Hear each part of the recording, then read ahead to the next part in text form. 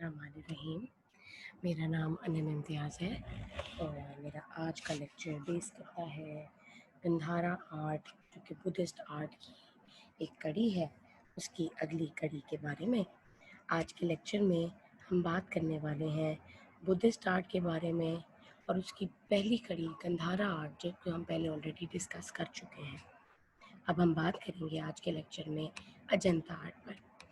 आपके सामने आज उसका इंट्रोडक्टरी लेक्चर है। आपके सामने स्क्रीन पर इस वक्त वाज़ेह है टाइटल ऑफ द बुक, जो किताब का पहला पेज आपके सामने है, जिसमें हम वाज़ेह कर रहे हैं कि ये किताब हमारी रेफरेंस की किताब है, जो कदीम इंसान फ़न मुसव्वरी जिसका नाम है, और ये पॉलीमर पब्लिकेशंस ने डॉक्टर मुसर्रत हसन के तहत ये किताब लिखी गई थी। Chapter number 8। आज हम चैप्टर नंबर 8 का दूसरा अहम हिस्सा स्टार्ट करने वाले हैं, जिसमें बुद्धिस्ट आर्ट के बारे में डिस्कशन की गई है। पहले हिस्से में हमने गंधारा आर्ट के बारे में पढ़ा था। गंधारा आर्ट वो आर्ट फॉर्म है जो बेस करती है गौतम बुद्ध की हालात ज़िंदगी पर, जिसमें जातका कहानियों में स्कल्पचर्स बनाए गए थे और रिलीफ की कहानियाँ दिखाई गई थी, जिसमें ख़ास शिष्ट पत्थर का इस्तेमाल किया गया था और पत्थरों की सूरत में बुद्धा और उसकी ज़िंदगी और उसके हालात ज़िंदगी, उसकी अलामतें, उसका आर्किटेक्चर, उसके दौरान होने वाली डेवलप होने वाले तमाम अहद, उसके कुशन मौर्यन डायनेस्टीज़ और उसका टेक्निक और उसके मटेरियल पर हमने बात की थी। अब हम बात करने वाले हैं आज अजंता आर्ट के बारे में। आपकी स्क्रीन पर इस वक्त अजंता आर्ट से रिलेटेड उसकी गारों की तस्वीर सामने है, जिसमें उसकी गारों का फ्रंट व्यू आपके सामने नज़र आ रहा है। किस तरह पत्थरों को जादुई तौर पर काट कर इस शक्ल में डेवलप किया गया कि आज ये बहुत बड़े बड़े गार और बहुत बड़े बड़े पत्थरों की शक्ल में एक नमूना और एक अजूबे के तौर पे हमारे सामने है। यूनेस्को ने इसको रिस्टोर कराया है और हिस्ट्री एशियाटिक सोसाइटी के नाम से जो सोसाइटी है, उन्होंने उसकी कंजर्वेशनल प्रोजेक्ट को कंटिन्यू किया है। आपकी स्क्रीन पर अजंता आर्ट के बारे में बात कर रहे हैं हम।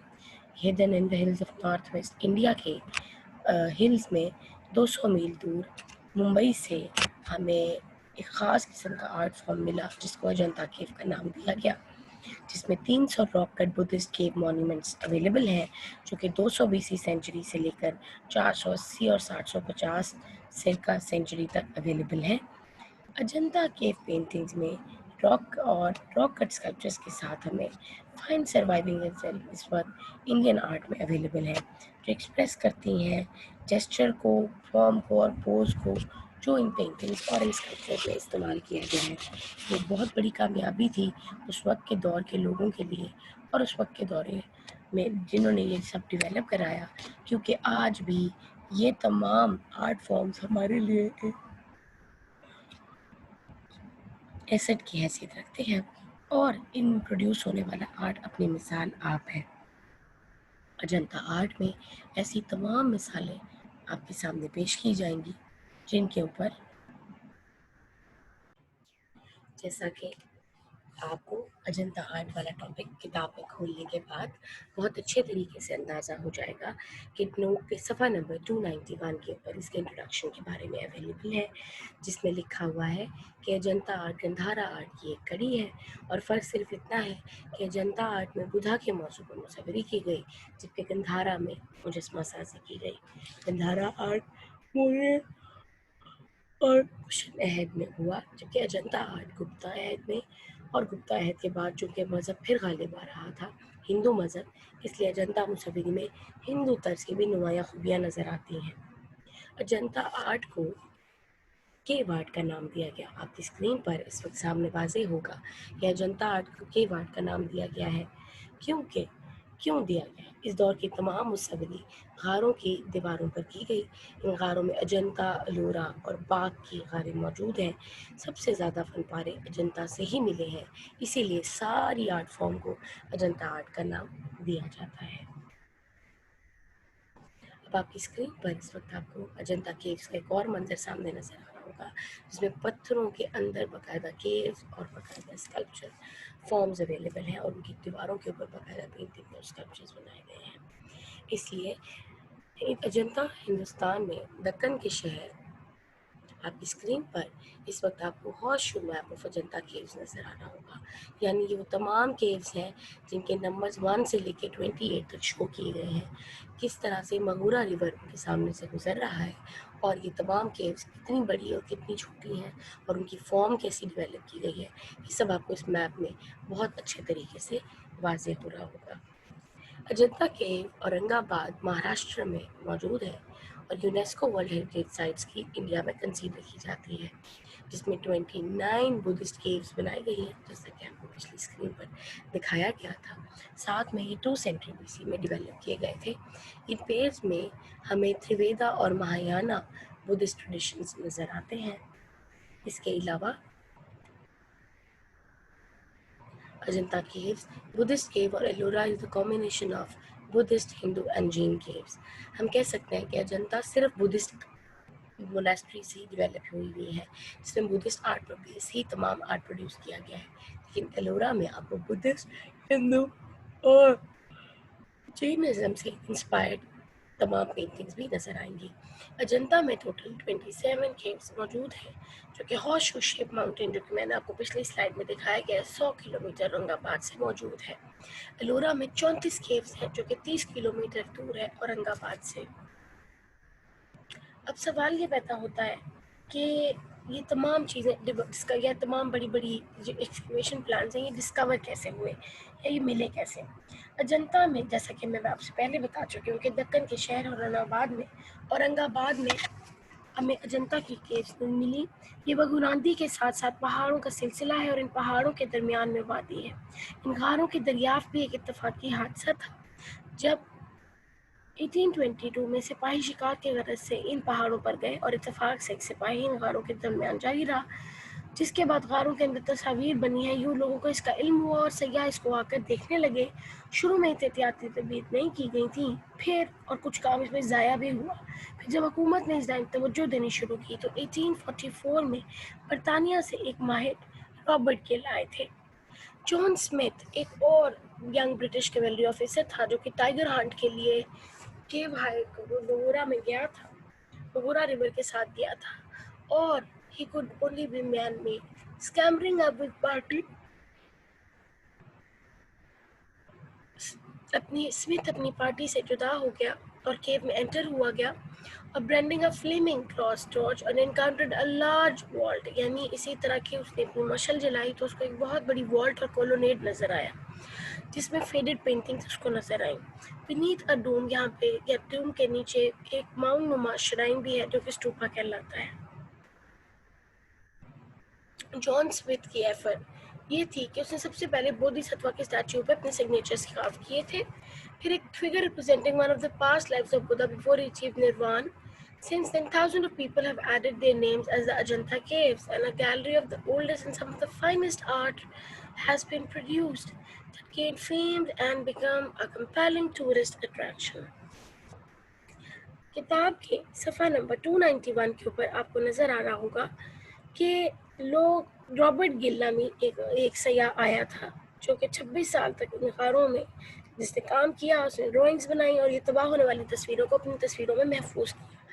मगर बदकिस्मती से इसकी तमाम मेहनत राय कहाँ चली गई और तबाह हो जाने वाली तस्वीरों को अपनी इन तस्वीरों में महफूज किया। अगर बस किस्मत से, क्योंकि मेहनत रायगाह हो गई थी, तो 1866 में लंदन के करीब आग लग जाने से भी कुछ काम तबाह हो गया। इसकी तमाम में सख्त मायूसी के बावजूद रॉबर्ट गिल ने अपना काम नहीं छोड़ा था और इसने तमाम अजंता के आर्टिस्टों के स्टाइल में ही तस्वीर कशी की थी। फिर इधर इंडिया में ही वो बीमार हुआ और यहीं वफात पा गया और इसका आज भी बिशवाल अजंता के करीब इसका मुजस्मा या इसकी आखिरी आरामगाह मौजूद है। रॉबर्ट गिल की एफर्ट्स के बारे में भी हम बात कर रहे थे। 1844 में मेजर रॉबर्ट गिल को कमीशन दिया गया था रॉयल एशियाटिक सोसाइटी की तरफ से कि वो कैनवस बनाए और रिप्रोड्यूस करे कैनवसेस के ऊपर इन तमाम वॉल पेंटिंग्स को। This was the beginning of pressure to reveal and document the prayer halls, और ये वो टाइम पीरियड है जब प्रेयर हॉल को बाकायदा डॉक्यूमेंट भी किया गया और उसकी मेजरमेंट्स भी ली थी, जिसको छेतियाज और विहारास कहते हैं, यानी मोनेस्ट्रीज को। It has been human from the solid rock into 2 phases, और फिर आहिस्ता आहिस्ता इस तमाम जो भी उनके घर में प्रोडक्शन की गई और ये तमाम मेजरमेंट्स ली गई थी, तो इसको संभालने के लिए एक 2 हफ्ते का फेज आया था जिसके अंदर 5 प्रेयर हॉल बनाए गए फर्स्ट और सेकेंड सेंचुरी बीसी में, और 25 मोनेस्ट्रीज और रूम लॉजिंग 5 सेंचुरी एडी में बनाए गए। गिल ने डिफिकल्ट कंडीशंस में काम किया और इसीलिए नोटेबली हॉट समझा जाता है। But this was a still tiger country and the fierce Bhil people had never come to terms with invaders, with the Hindu or Mughal emperors of the 19th century. अब आपकी screen पर आपको colour palette नजर आ रही होगी। Robert Gill के बारे में बात करते हुए, रॉबर्ट गिल के बाद जॉन ग्रिफ्ट ने इस काम को बेड़ा उठाया और इसने बम्बई में मकामी आर्टिस्टों को साथ लिया और काम की कॉपियां बनाई, मगर बदकिस्मती से ये काम भी जलकर राख हो गया। लेकिन फिर भी ग्रिफ्ट और इसके तालिब इल्मों ने इतनी कामयाबी हासिल कर ली कि उन्होंने इस मौजू पर वो कहीं भी किताबें छाने जिनमें इसके जनता के शुरू के दौर का काम आपको मिलता है। गारों में तस्वीर कशी के वजूहात तारीखदानों के अंदाजे के मुताबिक ये हो सकती है कि चूँकि मजहब का पैरोकार तबलीग के सिलसिले में जगह जगह जाते थे, तो अमूमन ये लोग रिहाइश गाहों से दूर रहते थे और इसलिए वो वादी में सफ़र के दौरान उनको ये जगह पसंद आ गई हो और इन्होंने चट्टानों को काट कर यहाँ पर गार बना दिए हो। इन गारों में हमें अब आपके सामने गारों की डिस्कशन करने के बाद मैं आपको बताऊंगी कि कलर पैलेट कैसे इस्तेमाल की गई थी। इसमें तो रेड ओकर, येलो ओकर, ब्राउन ओकर और लैम्प ब्लैक और लैपिस लजुली सफ़ेद कलर का इस्तेमाल किया गया है, जो कि नॉर्थ इंडिया से और सेंट्रल एशिया और पर्शिया से मंगाया जाता था। The green was made by mixing his lapis lazuli with Indian yellow ochre. इसी तरह पिक्टोरियल साइकिल्स भी डेवलप किए गए थे जो कि ब्राइट और मल्टी कलर्स में बनाए गए थे, और एक फंडामेंटल कॉन्सेप्ट जो था इंडियन आर्ट का उससे इंस्पायर बनाए गए थे। अब हम बात करेंगे उनकी रिहाइशगाहों के बारे में कि कैसे ये तमाम स्कल्पचर्स बनाए गए, जिसमें बेसिक मकसद ये था कि कैसे इस तबलीग को फैलाया जाए, कैसे बुद्ध मजहब के आगे में आगाही दी जाए। उसके लिए छेतियाज थे जहाँ पे उनके प्रेयर हॉल के अंदर आके उनके मॉन्क्स रहते थे, जो कि गैदरिंग्स और डिवोटीज के लिए बनाए गए थे, और रॉक कट टूम्स बनाए गए थे जो कि सुप्रीमेसी ऑफ स्ट्रक्चर डेवलप करने के लिए बनाए गए थे। छेतिया इन्फ्लुएंस थे स्टैटिक एस्थेटिक लाइफस्टाइल और वैदिक पीरियड से, और tendency of retirement in solitude यानी छेतियाज के अंदर तमाम जितने भी इनके पैरोकार मौजूद थे वो अलग अलग रहना चाहते थे, इसलिए छोटे छोटे कमरे और रिहाइशगाहें बनाई गई थी।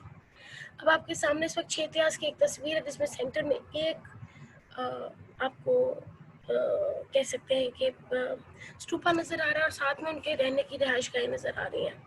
अब आपकी स्क्रीन पर इस वक्त आपको प्लान ऑफ छेतियाज और विहाराज नजर आ रहा है, जिसमें लेफ्ट साइड पे आपको विहारा नजर आ रहा है कि कैसे उनके रहने की जगह और रिहाइशगाहें बनाई गई, और साथ में सीधे हाथ पे आपको छेतिया नजर आ रहा है जिसके अंदर उनके रहने का प्लान और उनकी तमाम बिल्डिंग स्ट्रक्चर आपको बहुत अच्छे तरीके से वाज़ेह हो सकता है। विहाराज में early type of Buddhist monasteries थी जो कि ओपन कोर्ट सराउंडेड थी और ओपन सेल एक्सेसिबिलिटी दी थी एंट्रेंस ऑफ के लिए। विहाराज ने इंडिया में ओरिजिनली कंस्ट्रक्ट किया था shelter cum walls during this rainy season, so it becomes difficult for them to lead the wanderers life, so that's why viharas develop किया गया था कि क्योंकि बारिशों का मौसम महाराष्ट्र में ज़्यादा रहता है, तो ऐसी जगह बनाई गई थी जहाँ पे बैठ के वो इबादत कर सकें और अपना लेजर टाइम गुजार सकें। अब विहाराज आपके सामने स्क्रीन पर आपको नजर आ रहा होगा, जो रिहाइश गाहों के दरवाजे आपको नजर आ रहे हैं और ये केव के अंदर का मंजर है। वॉल के अंदर the walls of Ajanta caves are decorated with Ajanta paintings walls के ऊपर पेंटिंग्स बनाई गई हैं depicting the pomp and splendour of the royal courts, और ये रॉयल कोर्ट्स की बड़ाई को दिखाने के लिए बनाया गया है। रोमांस और लव दिखाया गया है, इसमें सिंगिंग और डांसिंग दिखाई गई, ये है उनके तमाम topics. Some of them depend the world of nature, vegetation, flowers, animals and birds, और कुछ को लगता है कि सिर्फ नेचर को शो करने की खातिर वेजिटेशन, फ्लावर्स, एनिमल्स और बर्ड्स बनाए गए हैं। Many themes depicted are from the Buddha's life, और कुछ ऐसे themes भी हैं जो बुद्धा की लाइफ हिस्ट्री से लेके गए जातीय कहानियों की बुनियाद पर लिखे हैं। वो जात का कहानियाँ जो 550 जात का कहानियाँ थी, और उन जात का कहानियों की बुनियाद पर ये सारा आर्ट प्रोड्यूस किया गया था। Scenes are full of vitality, यानी सीन्स बहुत ही इलेबोरेट करके बनाए गए हैं। फिगर्स को एडमायरेबल स्किल के साथ ड्रॉ किया गया था और इंटेंस ह्यूमन अपील डेवलप की गई थी for the unity of life depicting the phenomena of all forms of it, यानी तमाम फॉर्म्स को इस्तेमाल किया गया था। मुझे उम्मीद है कि आज के लेक्चर के अंदर आपको बहुत अच्छे तरीके से इंट्रोडक्शन मिल गया होगा क्षेत्याज और विहारस का। आपको बहुत अच्छे तरीके से ये इसकी जो पेंटिंग है अजंता आर्ट की, उसके बारे में बहुत अच्छी इन्फॉर्मेशन मिली होगी और मुझे यकीन है कि ये आपको इन्फॉर्मेशन आपको वक्त के साथ बहुत अच्छे तरीके से काम आने वाली है। अगले लेक्चर में हम अजंता की अगली कड़ी के बारे में डिस्कस करेंगे और सब्जेक्ट मैटर्स पे बात करने वाले हैं और इसकी टेक्निक के बारे में बात करेंगे। आपका बहुत शुक्रिया। अल्लाह ने के